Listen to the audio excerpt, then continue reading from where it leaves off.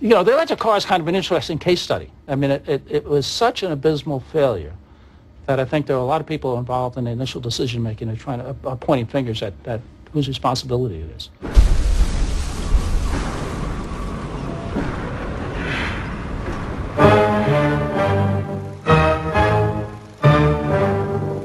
To Basra and all Iraq comes good news with the opening of a new oil field. The pipeline runs across the desert to the Persian Gulf at Fayal.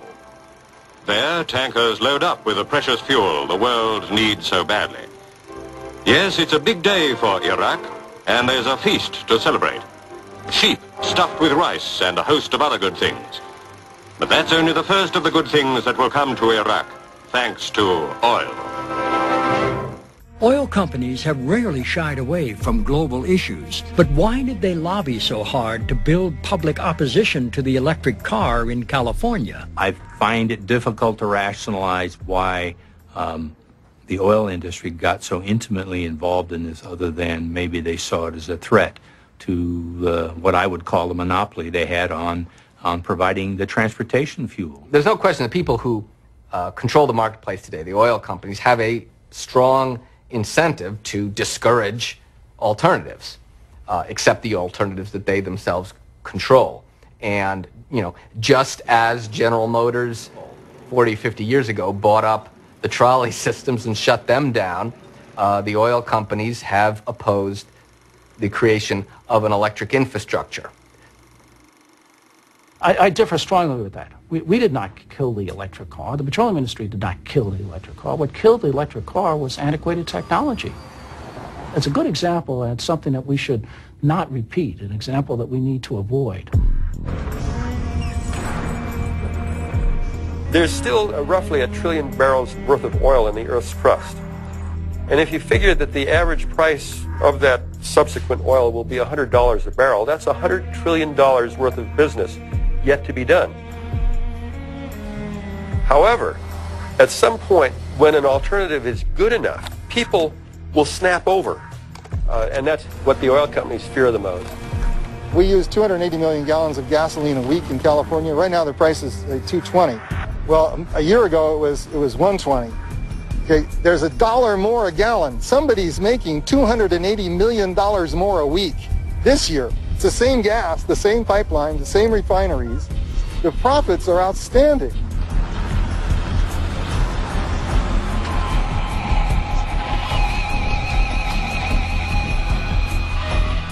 What the oil companies feared is that electric vehicles would become successful 6 years from now. What the automobile companies feared was that they'd be losing money on electric vehicles in the next 6 months.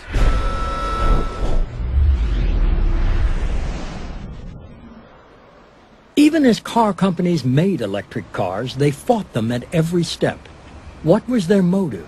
Why were they so determined to take them off the road? I mean, I think in the beginning, General Motors didn't believe the car was going to catch on. I don't think they thought they'd ever have to worry about something like a conspiracy to keep it from happening.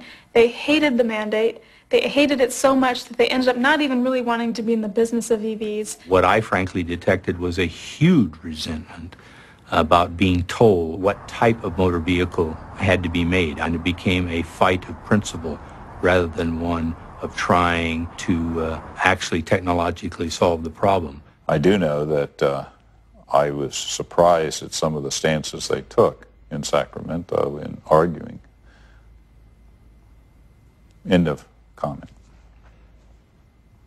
In a confidential 1995 memo, the American Automobile Manufacturers Association sought to hire a PR firm to manage a so-called grassroots and educational campaign to create a climate to repeal the mandate.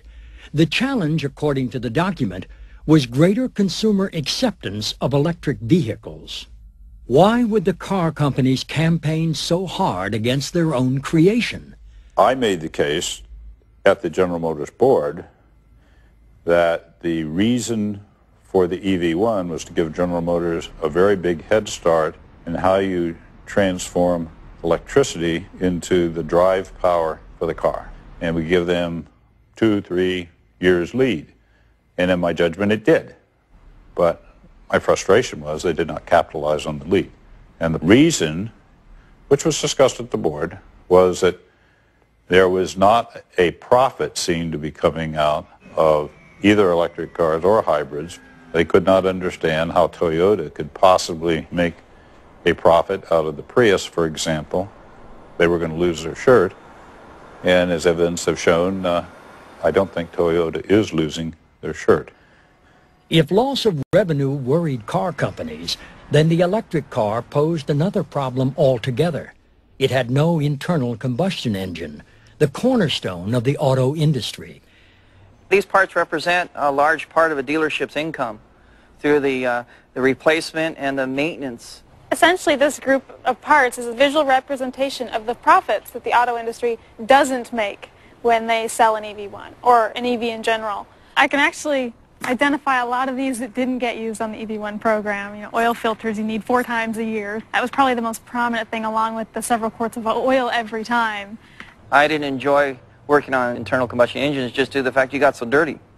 And working on the EV1, I basically go home looking like this.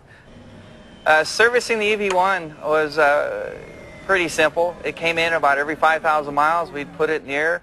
We'd rotate the tires, add washer fluid to it, and send it back out on the street. It's amazing. Look how dirty I've gotten just in handling this stuff. It's kind of sad.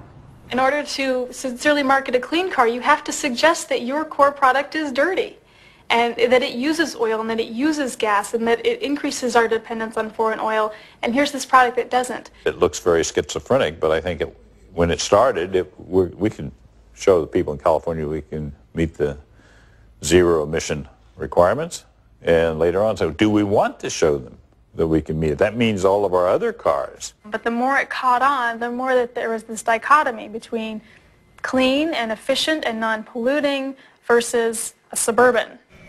Car companies had convinced themselves that they could not make money in the short term with the electric car. In order to do that, they would need an entirely different vehicle. General Motors made a commitment to the Hummer because they could see the Hummer would make them money. When the SUVs first came out, people were like, I can't drive that. That big old Especially thing? ladies, that's a tank. I can't see out of that. I'm going to murder somebody in that. That's too big. That's too big for me. But they convince people, this is You safer. need this car. You need This a is big safer car. You need this bigger, for your family. safer. The idea of a penny-pinching EV1 that was super green, you know, that didn't get a lot of traction, whereas the idea of a gigantic SUV that would, you know, crush your neighbor, that did get a lot of traction. Basically, that tells us what the 90s was about. What began as a $25,000 tax break grew to $100,000 when Congress passed the President's economic stimulus package last spring. We think small businesses need to have support at this time to keep them afloat, to keep the economy moving ahead. But there's an encouragement for the small business person, not just to stay afloat, but to go buy the biggest gas guzzler there is, the 6,000-pound car, the biggest. Does that make sense? I don't think we can dictate what vehicles people buy. I think the goal This here is encouraging them. I mean, you can almost buy the whole car for the tax break. Well, I'm not going to concede that that would be the way these would be used, or that... Well, there's some evidence that is how they're being used. Well, I don't know. We'll have to wait and see what happens.